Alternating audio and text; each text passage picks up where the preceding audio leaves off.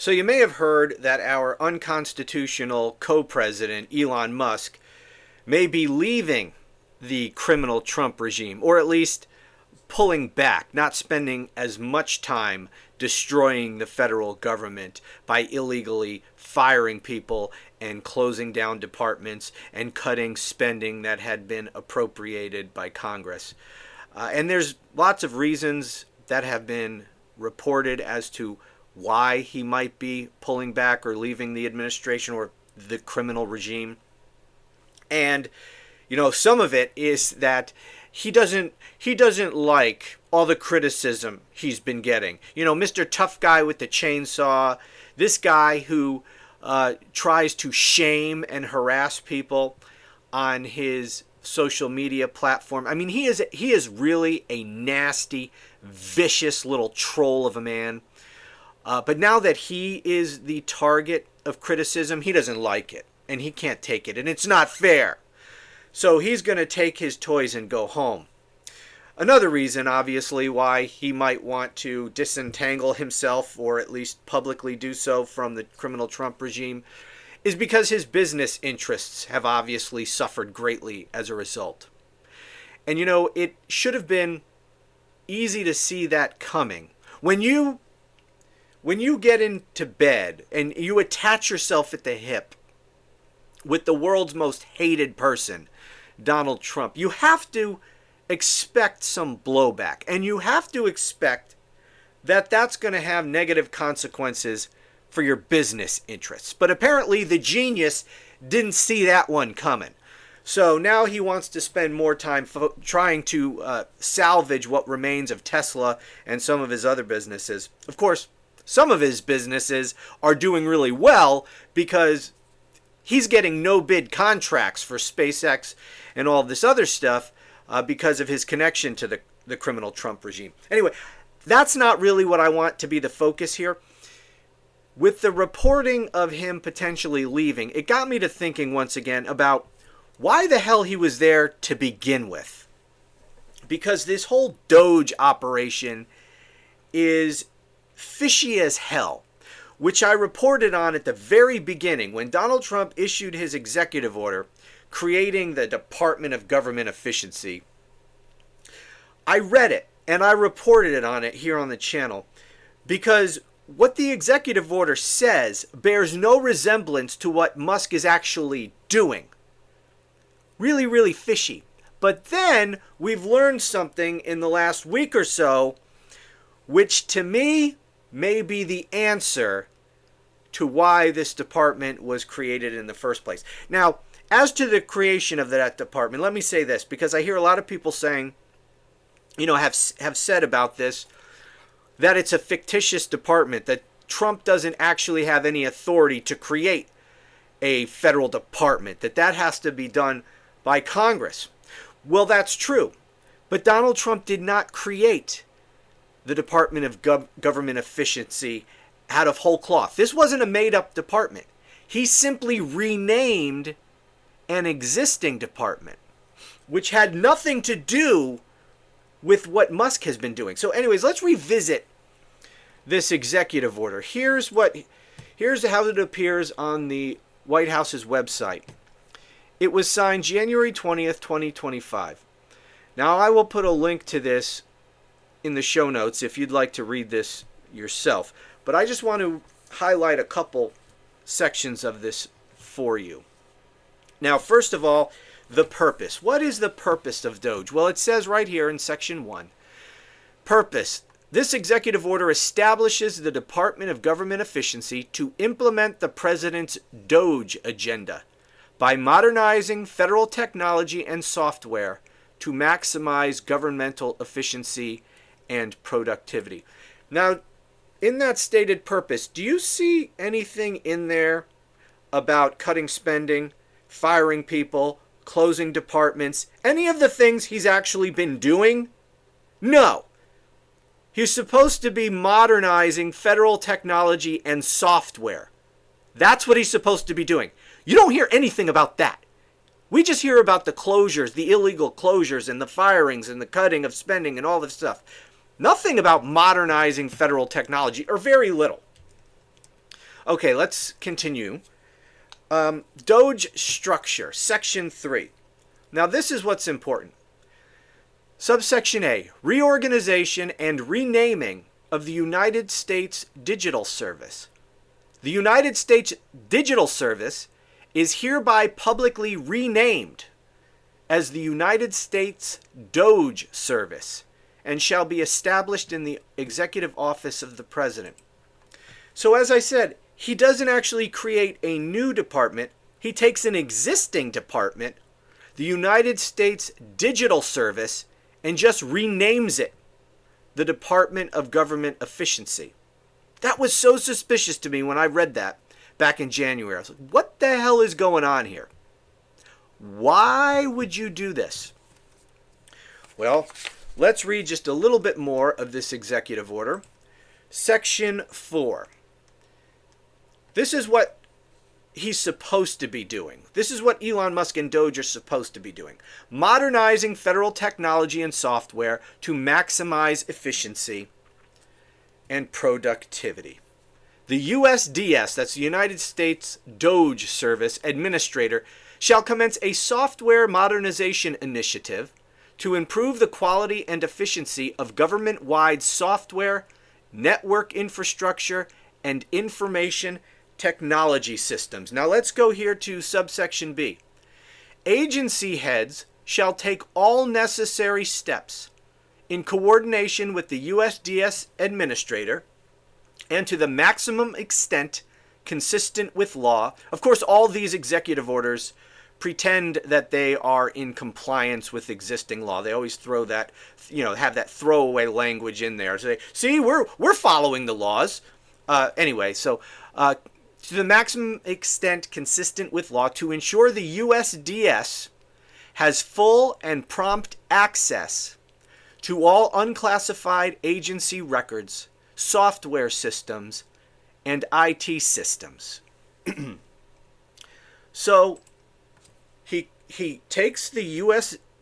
Digital Service that probably no one had ever heard of before, I never heard of it, and renames it the Department of Government Efficiency, and orders in his executive order that heads of agencies within the federal government, departments and agencies, must give immediate and full access to Elon Musk and his people to their software systems and their IT systems.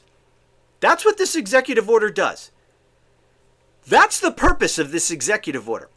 Nothing in here says anything about saving money. Nothing in here says anything about cutting programs, firing people. Not a damn word. Nothing about reducing the deficit. None of the things that they pretend that Musk is up to. Instead, the executive order gives Elon Musk access to all the computer systems and software and IT, all of it, across the entire federal government. That's what the executive order actually does. It's not what gets talked about in the media. People are focusing on the shiny object over here. It's been reported that these savings that DOGE supposedly has made through all these firings and consolidations and closures and slashing of spending, all this stuff, the savings are minimal. They're like a drop in the bucket. They're virtually nothing. They make no difference. They're doing nothing to decrease the deficit. We're already spending more under Donald Trump than we were under Joe Biden. Spending this year is up over last year. Even taking into consideration all of these DOGE spending cuts. They're doing nothing. Closing people, firing people, closing these departments, creating chaos is the shiny object. It's the distraction. What's really their purpose is to give Musk access to all of the government's computer systems and data. That's what the purpose is. So why? Why would Trump want to be giving Elon Musk access to all of our computer systems and software systems and data systems? Well, we learned last week Here's a headline. Whistleblower describes how DOGE tore through the NLRB IT system. This is a story about how DOGE thugs went into the NLRB, and of course it's not only the NLRB, but they're doing this to department after department. It's just that we got a whistleblower out of what happened at the NLRB. And what happened is his thugs come in, get access to all of the NLRB's computer systems, create new user accounts with usernames and passwords, and within 15 minutes of those new usernames and passwords created by DOGE staffers, within 15 minutes of them being created, someone is logging into those systems or attempting to from inside Russia. I'm sure you've heard about this story. Let me just read a little of this to you. Democratic lawmakers are calling for an investigation after a tech staffer at the U.S. National Labor Relations Board, the NLRB, blew the whistle on the cost-trimming DOGE's activities at the employment watchdog, which the staffer claims it included being granted super user status in contravention of standard operating procedures, exfiltrating data, and seemingly leaking credentials to someone with a Russian IP address. The claims above were made by Dan Baroulis in a disclosure document to Congress that details his observations of what apparently happened when DOGE arrived at the labor watchdog. According to Baroulis' disclosure, DOGE operatives arrived at the agency on March 3rd in a black SUV that enjoyed a police escort. The same day, he claims, an agency assistant chief information officer, an ACIO, told him that DOGE aides would be given accounts, quote, with essentially unrestricted permission to read, copy, and alter data. Creation of such accounts was not standard operating procedure, but the ACIO said those rules must be ignored, and the opening of the accounts was not to be logged. So DOGE comes in with police escorts rolling up in black SUVs, takes control of their systems, said it completely outside of normal procedures. The creation of these new user accounts completely outside normal procedures, and they tell these people at the NLRB, you are not to document what's going on here. On March 11th, while examining logs, Baroulis says he noticed a huge spike in outside login attempts being blocked. In particular, one with an IP address that has the, I can't pronounce this Russian word, of a region in the Russia's Far East listed as its location. The person was trying to log into an account that had been set up for one of the DOGE aides, Baroulis claimed. The login attempt started within 15 minutes of the account being established and used the correct username and password. The login attempts were blocked because the agency does not allow access to its systems from overseas. Baroulis tried to investigate the oddities he observed after DOGE arrived and said he found, quote, misconfigured or missing tools, made it impossible to analyze outgoing traffic. Between April 3rd and 4th, security... This is a poorly worded sentence. We were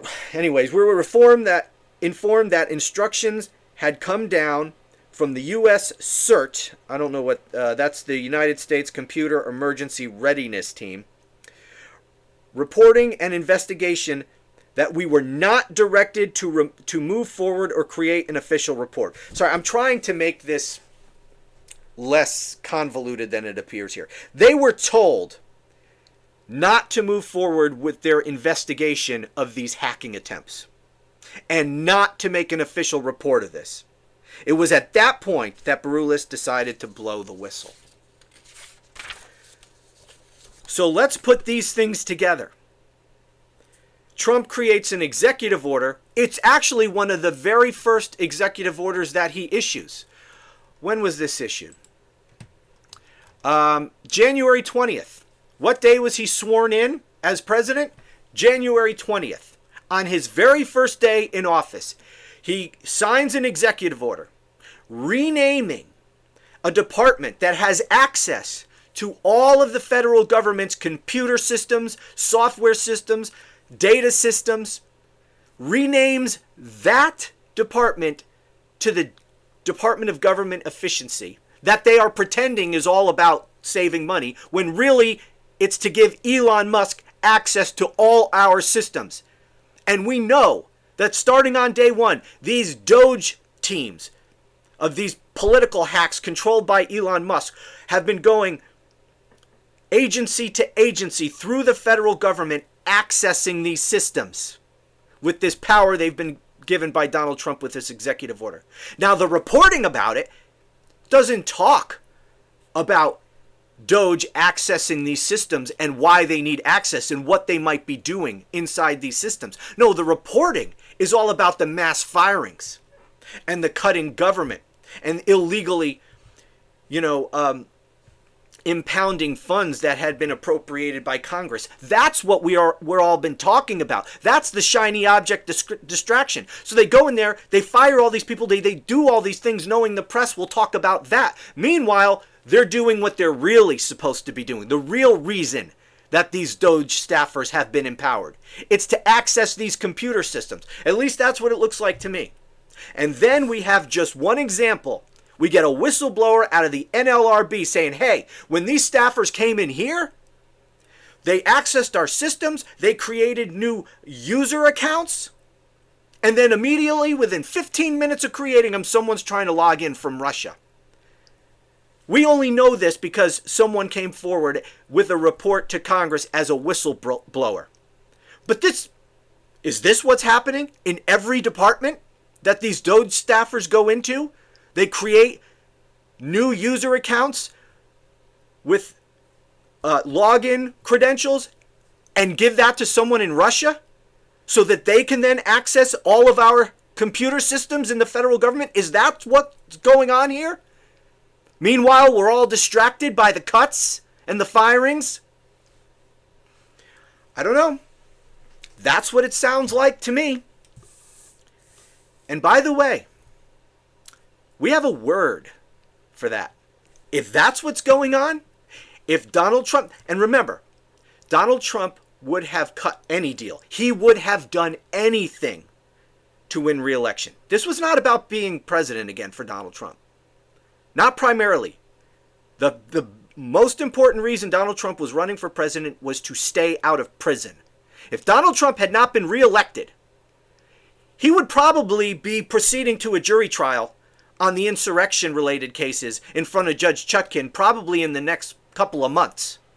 He'd be on trial. And if convicted, he could be sentenced for the rest of his life to prison. That's what he was running to avoid. That's why he was running for president. And a man that desperate would have done anything to cut a deal for people to help him get reelected. We wonder, what is the sick connection between Donald Trump and Vladimir Putin? And by the way, we're now hearing about leaked plans for how Donald Trump wants to resolve the war in Ukraine. And surprise, surprise, it's all to Vladimir Putin's benefit. What is this sick relationship? It's long been speculated that Putin has something on Trump. Trump's own Director of National Intelligence, I believe, was his position, Dan Coates, when he left the administration, said, I don't know what the hell is going on between Trump and Putin.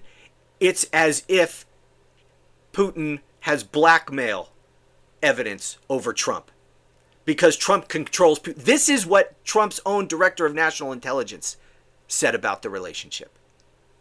So we know that Donald Trump does Putin's bidding. Is this what Trump was directed to do? You give my people access to all federal government computer systems? And we know that Musk is a lackey for Putin as well. Was this all part of the plan? Day one, give Musk and his Doge thugs access so that all of this stuff, they could create these user accounts and feed it to Russia so that Russia can hack all our systems? There's a word for that. If that's what happened, if that's what this is, the word is treason. That's what this is. This is treason. And if this is what has been going on, then it may very well be that Vladimir Putin has access to all of our IT systems, all of our government records. We don't know. That's what it sounds like. Is the media ever going to wake the hell up and report any of this? I mean, it's all right there. None of this is secret.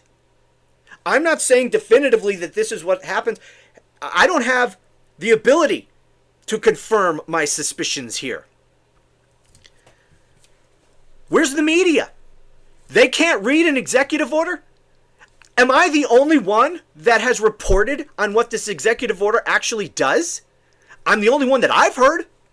They can't read this executive order and see that it has absolutely nothing to do with the stated purpose of the Department of Government Efficiency. It has nothing to do with cutting money, cutting spending at the federal government. It has everything to do with granting Elon Musk access to computer systems. They never report on that. They can't connect dots. They can't see that he was given that authority by this executive order. And then here we have a whistleblower saying that Musk's staffers are creating these accounts. And within 15 minutes, people from Russia are trying to hack our systems, or not even hack, to log in with the credentials that they had, with the username and password that had just been created.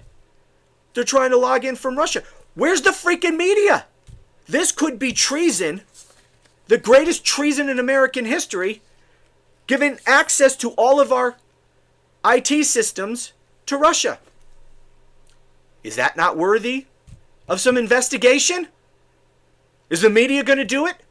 Or do some people with like no resources on YouTube have to do all the freaking work? Anyway, thanks for watching. I'll talk to you again soon.